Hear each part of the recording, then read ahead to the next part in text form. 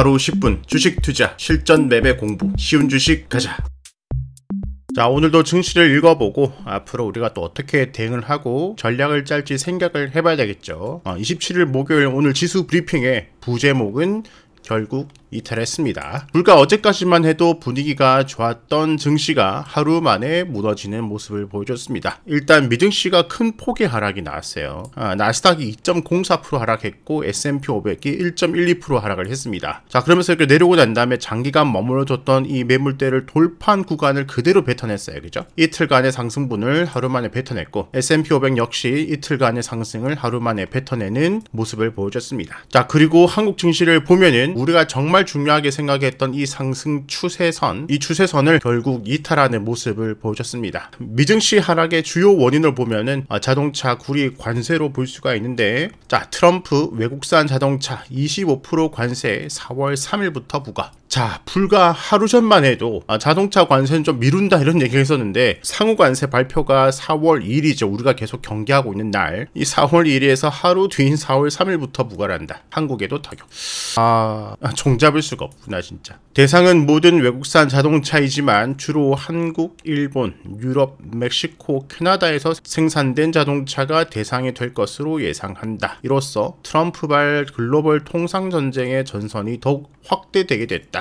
지금까지 주요 관세는 철강에 들어갔죠. 이제 자동차로 들어간다. 미국 내 자동차 제조업의 부흥을 이끌겠다는 트럼프 대통령의 이번 조처로 특히 자동차가 대미 수출 품목 1위인 한국으로선 큰 타격이 예상된다. 외국산 자동차 관세 부과로 연간 1천억 달러, 약 147조 원의 세수 증가를 기대를 한다면서 행정명령에 서명을 했습니다. 자, 그리고 또 테이블에 올라온 것이 구리죠. 그죠? 최고가 찍은 구리값 관세 전장에 더 오르나. 미국 시장에서 구리 선물 2.5조 돌파, 올해 들어 상승률 30% 육박. 자, 이 산업에 있어서 지금 이 구리라는 것이 정말 중요한 요소 중에 하나거든요. 전자제품 만들 때도 들어가고 모든 전선에 다 들어가잖아요. 구리 전선, 그죠? 이 산업 전반의 필수 소재가 구리인데, 그래서 경제 지표를 분석할 때 실제로 구리 가격을 분석을 많이 합니다. 이 구리 가격이 올라간다는 말은 전자제품도 올라가고 전선 가격도 올라가고 이 모든 가격이 올라가게 된다. 그러면은 바로 이것이 소비자에게 부담되는 인플레이션을 자극을 할 수가 있죠. 인플레이션 선제 지표로 각종 무슨 수치, PMI, CPI 이런 것들도 있지만 그게 아니라 거래되는 실물로 우리가 판단하는 것이 대표적으로 원유가 있고, 기름값이 오르면은 역시 모든 물가가 다 올라가니까, 그리고 이 원유와 함께 가장 많이 보는 것이 구리예요. 그러니까 구리값이 올라가고 있다. 인플레이션 우려가 올라가고 있다. 이러한 것들로 인해서 미증시가 하락을 했습니다.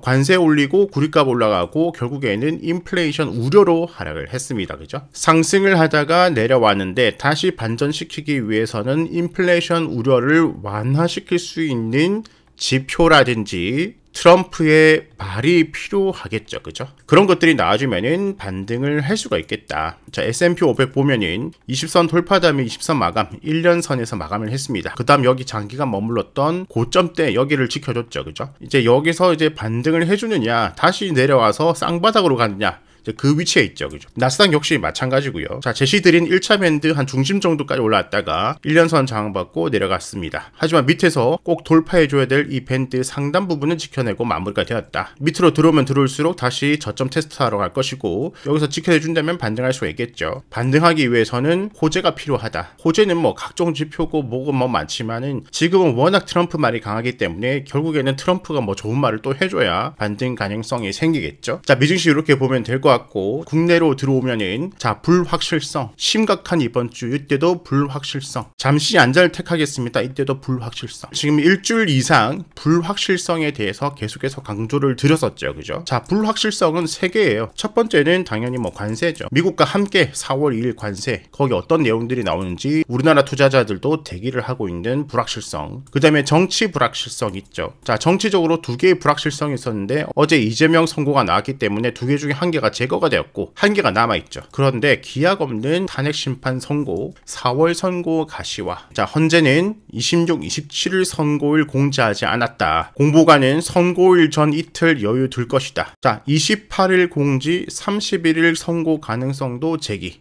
이것이 아니면은 4월 2일에서 4일 선고로 초점이 되고 있다. 그러니까 정말 빨리 되면은 오늘 목요일 끝났고 내일 발표가 나오고 30일 선고가 되는 것이 제일 빠른 것인데 지금 분위기상 그것이 쉽지 않아 보이고 지금 분위기상은 4월 2일, 3일 정도로 밀려날 것 같다. 그런데 이때도 발표일이 안 나온다면은 이때가 아니라 또 그 다음 주로 밀릴 가능성이 있다라는 거예요. 그죠? 그렇게 되면은 불확실성이 점점 길어지죠. 그죠? 이 불확실성 기간이 길어진다는 말은 증시는 당연히 좋을 것이 없다. 그러니까 탄핵 선고일 전까지 계속해서 이 불확실성이 남아있다. 불확실성이 남아있다는 말은 계속해서 보수적으로 매매를 해야 된다. 그죠? 그 다음 또 하나 불확실성이 있는데 공매도 재개죠. 그죠? 자, 사람들이 공매도를 무조건 안 좋게만 보는 사람들이 많은 것 같아요. 그런데 무조건 그렇게 안 좋다. 그렇게 꼭 볼 것이 아니라 좋은 점도 있고 안 좋은 점도 있다. 항상 우리는 좀 그렇게 볼 필요가 있는 것 같아요. 항상 좋고 안 좋고 뭐 선, 악, 정치도 이쪽 아니면 저쪽 이런 걸 강요하는 대한민국의 분위기인데 항상 장단이 있습니다. 그죠? 장단이. 자, 사람들이 증시가 막 내려가고 그러면은 공매도 탓을 하거든요. 그런데 작년에 이렇게 급락을 했을 때 이때 공매도 금지였어요. 근데 그전에는 막 내려가면은 공매도 탓을 했거든요. 야, 이거 공매도 때문에 증시 폭락한다, 내린다. 이렇게 핑계를 댔는데 작년에 내려갈 때는 공매도 금지 기간이었다.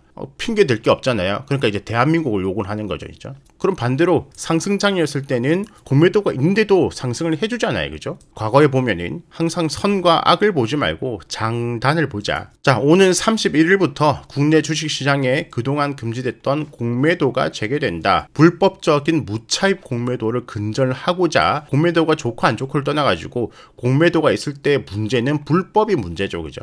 2023년 11월 전면 금지된 이후 약 17개월 만에 다시 허용되는 것이다. 공매도 재개를 앞두고 주식시장에서는 기대와 우려가 엇갈리고 있다. 일각에서는 자본시장 선진화를 위해서 공매도 재개는 피할 수 없는 선택이며 이것도 맞는 말이에요. 금융 선진국가 중에서 공매도 금지 국가가 없어요. 국내 시장에서 지속적으로 이탈하는 외국인 투자자들을 돌아오게 할 유인이 될 것으로 기대를 한다. 공매도가 주가의 거품을 제거하고 기업 가치에 적당한 주가를 형성하는 데 도움을 주며 그로 인해 시장의 효율이 높아지는 효과가 있을 것이라는 설명도 있다. 하지만 이제 반대예요. 그죠? 이것은 이론적인 설명에 불과할 뿐 동학개미들은 불안하기만 하다. 공매도 주문이 매도 압력을 높여 주가 하락을 이뤄지고 시장의 변동성도 커질 것이라는 우려가 여전하다. 그간 외국인과 기관에 휘둘려온 우리 증시의 역사를 감안하면 개미들의 걱정과 우려가 이해할 수 없는 건 아니지만 글로벌 스탠다드에 맞는 제도적 장치를 계속 외면하면서 외국인 투자 자금이 돌아오기를 바랄 수도 없는 노릇이다. 자, 그럼 좋아요. 자, 공매도가 있는 것이 글로벌 스탠다드라는 것은 우리가 이해를 했어요. 그죠? 문제는 불법이라는 거예요. 그죠? 불법. 이것을 금융당국이 잘 감시를 하느냐가 문제라는 거죠. 그죠? 공매도가 있다 없다가 문제가 아니라 불법을 잘 잡고 감시를 잘하고 처벌을 잘하는 것이 더 중요하다. 그럼 우리는 공매도를 어떻게 대처를 하면 되느냐? 공매도는 말 그대로 비어있는 매도라는 뜻이니 소유하지 않은 증권을 매도하는 것을 말한다. 공매도는 갖고 있지 않은 주식을 빌려서 매도한 뒤 나중에 주식을 사서 갚는 투자 기법이다. 특정 종목의 주가가 앞으로 하락할 것으로 예상될 때 현재 주가와 미래 주가의 차이를 이용해 수익을 내는 거래다. 자, 예를 들어서 삼성전자 차트예요. 주가가 쭉 올라가는데 이제 너무 올라가는 것 같은데 앞으로 좀 내려갈 것 같다, 주가가. 그런데 나는 삼성전자 주가를 가지고 있지 않네. 근데 공매도 제도로 없는 주식을 매입을 해서 이렇게 쭉 만약에 내려가면은 같은 삼성전자 주식이 싸졌잖아요. 그죠? 요 가격대로 사서 이 비싸게 산 사람에게 갚는 거죠. 그럼 이만큼 차익을 남기는 거고요. 그러면 공매도 세력 입장에서는 내려갈 만한 주식, 그러니까 과도하게 올라간 주식이 타겟이 되겠죠. 그죠? 그러니까 아무 종목이나 타겟이 아니라는 거예요. 지금 그러면 우리나라에서 지금 많이 올라간 게 어디냐? 목표 주가보다 비싸다. 조선방산과열주의보, 하나오션, 한국우주, 조선방산 이쪽이죠. 그죠? 31일 공매도 재개된 타겟 될 수도. 자, 타겟 된다가 아니라 타겟 될 수도. 자, 하나오션 한번 볼까요? 자, 그러니까 하나오션 여기서 더 올라갈 수도 있고 내려갈 수도 있고, 이거 우리가 100% 미래를 모르죠. 그죠? 그러면 어떤 공매도 세력이 지금 이 하나오션이 지금 이 회사의 가치보다 너무 올랐다고 판단이 들어갔다. 그러면 공매도 세력 입장에서는 많이 내릴 것이 이득이 크잖아요. 그죠? 그럼 많이 내릴 가능성은 많이 오른 종목이 많이 내릴 가능성이 크죠. 그죠? 요만큼 올랐는데 요만큼 내려간다. 먹을 게 별로 없잖아요. 그죠?